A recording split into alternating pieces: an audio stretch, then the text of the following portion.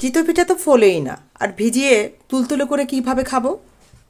হ্যাঁ বন্ধুরা, আজকের এই রেসিপি ফলো করলে, টিপস অ্যান্ড ট্রিক্স ফলো করলে তুলতুলে রসালো সুস্বাদু চিতই পিঠা ভিজিয়ে অনায়াসে এই শীতে আমরা ভিজানো পিঠার স্বাদ নিতে পারি। তাই তো চলে এসেছি। By the way, welcome back to my channel Lipi's daily entertainment. বন্ধুরা, দেখতে থাকো তাহলে, আর সাবস্ক্রাইবটা অবশ্যই করে নিও। বন্ধুরা, চালের গুঁড়ো ভিজিয়ে রেখেছি, প্রায় 3-4 ঘন্টা হয়ে গেছে। এটা আমার ভিজা চালের গুঁড়াই, কিন্তু ডিপ ফ্রিজে রেখে দেই বিধায় একটু সময় নিয়ে নর্মাল করে তারপরে পিঠাটা বানানোর প্রস্তুতি নিচ্ছি। আর যেহেতু আমি একটু পিঠাটা ভিজাতে চাচ্ছি, তাই একটু সফট করার জন্য সামান্য একটু ভাত দিয়ে করব আজকে।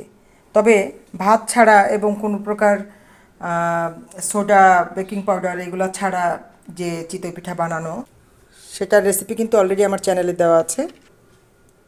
আমি ডিসক্রিপশন বক্সে এই লিঙ্কটা দিয়ে দিব।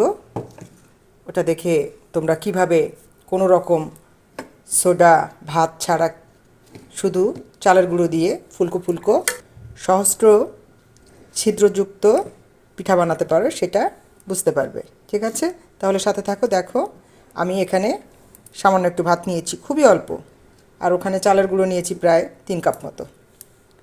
এটার সঙ্গে আমি এই হাফ বাটির মতো ছোট্ট একটা বাটি সামান্য উষ্ণ গরম জল দিয়ে ব্লেন্ড করে নেব ভাতটা।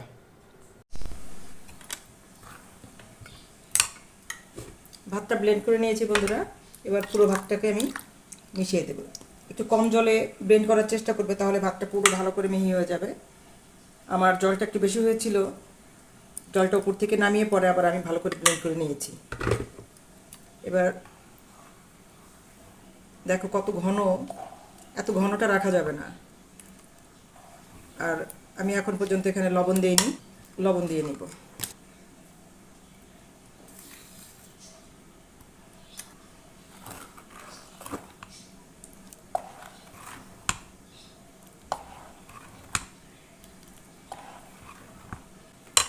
এতটা ঘন রাখা যাবে না বন্ধুরা, এখানে আরও জল ইউজ করতে হবে।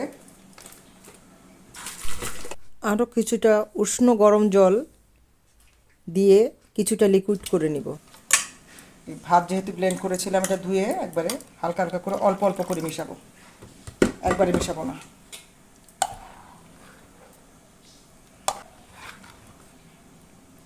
খুব বেশি ঘন বেটার করা যাবে না, আর খুব বেশি পাতলাও করা যাবে না।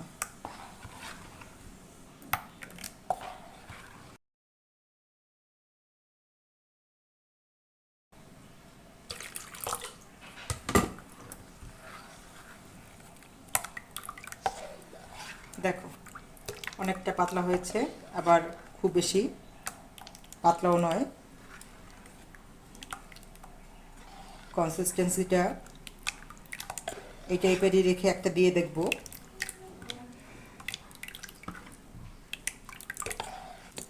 আমি খুব সামান্য একটু খাওয়ার সোডা অ্যাড করে দিচ্ছি বন্ধুরা, কারণ আমি কোনো রিস্ক নিতে চাচ্ছি না যে পিঠাটা ফুলবে কি ফুলবে না, অথবা ভিজালে ভিজবে কি না। আর সব কিছু ছাড়া যেটা করা হয় সেটার লিঙ্ক আমি দিয়ে দিব ডিসক্রিপশন বক্সে, দেখে নিও। আজকে সাধারণত আমি এভাবে করে দেখাচ্ছি। যারা কোনো রিস্ক নিতে চাও না, ঝটপট ইনস্ট্যান্ট বানাতে চাও, তাদেরকে বলছি এভাবে করে নিতে পারলে দেখবে যে খুব ফুলকো ফুলকো সফট সফট পিঠা তোমরা তৈরি করতে পারবে। চলো এবার চুলোর কাছে চলে যাই। একটা দিয়ে দেখবো, যদি প্রয়োজন হয় পরে জল দিয়ে দিব আবার। এদিকে বন্ধুরা দেখো, আমি কিন্তু পিঠা বানানোর জন্য যে শাঁসটা কিন্তু অলরেডি গরম করে নিয়েছি। আর তার আগে করেছিলাম ভিজানো পিঠা বানাবো, সেই জন্য গুড়টা কিন্তু জাল দিয়ে নিয়েছি। এটাও আমি রিস্ক নিতে চাচ্ছি না, কারণ আজকাল বাজারে ভেজাল গুড়ের অভাব নাই। যদিও গুড়টা ভালো গুড়, তারপরেও আমি রিস্ক নিতে চাচ্ছি না। আর দুধটাকেও জ্বালিয়ে রেখেছি, দুধটাকে আমি আরেকটু জাল দিয়ে পরে পাশে নিয়ে নিব। চিতই পিঠা একটা সেনসিটিভ পিঠা। এটা কোনো কোনো কারণে একদম পারফেক্ট হয় না, আবার কোনো কোনো কারণে একদম নষ্ট হয়ে যায়। আবার দেখা যায় কখনো কখনো এত ভালো হয় বন্ধুরা, তখন আর শেয়ার করার লোকও পাই না। এই যে দেখো, আমি কিন্তু প্রায় 5 মিনিট মতো প্রিহিট করে নিয়েছি। এতটাই গরম করেছি যে দেখবে তেল দিলে ধোঁয়া উঠে যাচ্ছে। এই দেখো, দেখো ধোঁয়া উঠে গেছে। আমি একটা প্রথমে দিয়ে দেখবো। আসলে এটা প্রথম দুই একটা পিঠা, যে কোনো পিঠাই দেখা যায় প্রথম একটা দুইটা খোলা বা কিছু কিছু নষ্ট হয়, তারপর আবার আস্তে আস্তে ঠিক হয়ে যায়। এমনও হয় যে সবগুলোই নষ্ট হচ্ছে, লাস্টে যে একটা দুটো পিঠা এত সুন্দর ওঠে শেষের দিকে, কি আর বলবো, তখন তো আর কিছু করার থাকে না।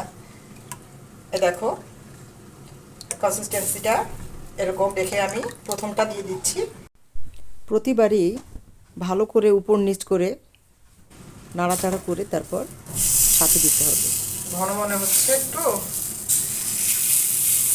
একটা দিয়ে দেখি।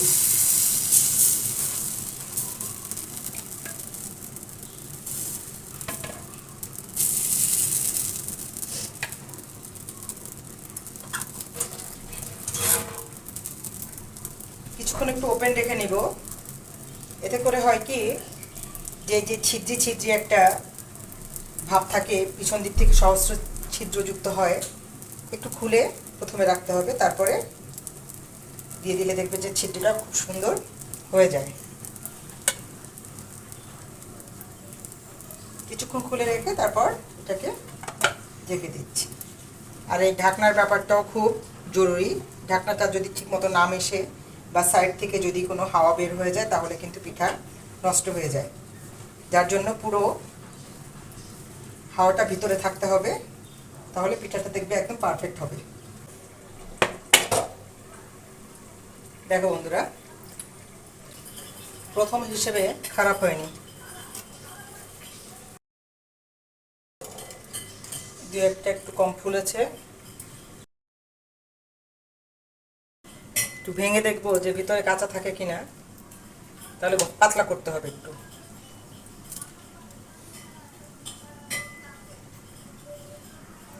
না, কাঁচা নেই, পাতলা করার দরকারও নেই।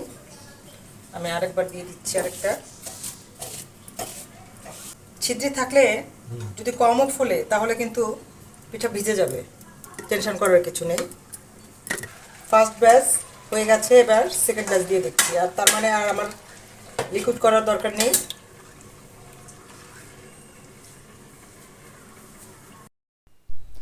আজকের ভিডিওটি ভালো লাগলে অবশ্যই লাইক কমেন্ট শেয়ার করতে কিন্তু ভুলো না, ঠিক আছে?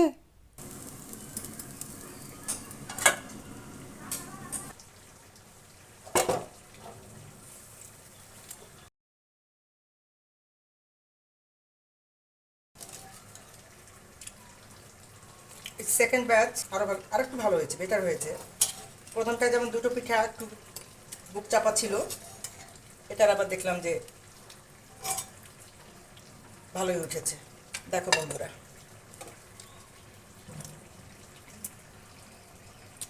একদম পিছনে সহস্র ছিদ্র আর বেশ খানিকটা ফুলকো ফুলকো। এগুলো আমি একসাথে ভিজিয়ে নেব। এই পাশে আমার চুলোটা ব্যস্ত আছে, রান্না চলছে।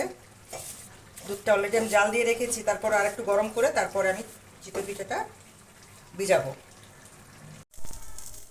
দুধটা অলরেডি জাল উঠে গেছে বন্ধুরা। 1 লিটার দুধ, 1 লিটার দুধকে জাল দিয়ে 1.25 লিটারের মতো করে ফেলেছি। আর এখানে গুড়টা জাল দিয়ে নিয়েছি। এই গুড়টাকে আমি এখন চুলোর জালটা বন্ধ করে দিয়ে ঢেলে দেব। গুড় দেওয়ার পরে জাল না দেওয়াই ভালো।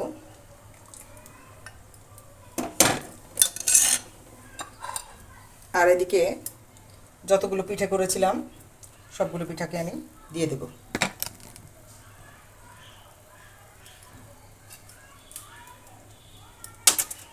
দেখো, ম্যাক্সিমাম পিঠাই কিন্তু অনেক ছিদ্র হয়েছে আর সুন্দর ফুলেছেও। আসলে গ্যাসের চুলোতে চারদিকে জালটা ছড়ানো খুব একটা ঝামেলা হয়ে যায়। জালটা যদি খুব চারদিকে ছড়াতে পারতাম তাহলে সবগুলো পিঠে ভালো হতো। দু একটা কিন্তু একটু এদিক সেদিক হতে পারে।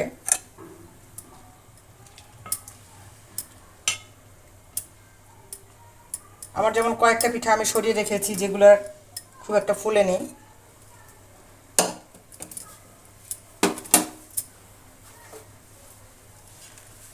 দুধটাকে একটু ঢেলে দেখুন, তো ঢেকে রাখতে হবে বন্ধুরা।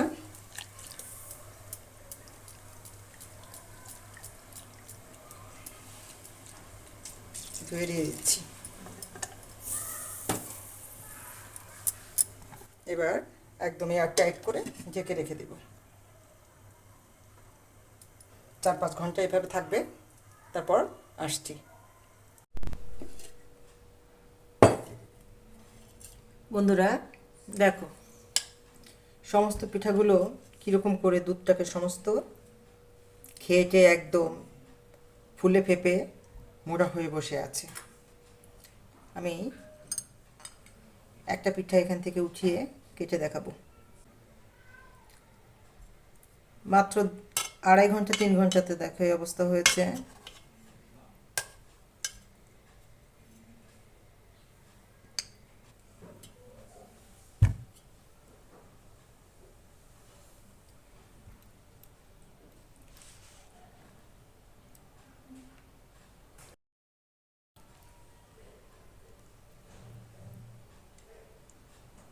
দেখো কত সুন্দর সফট হয়ে গেছে।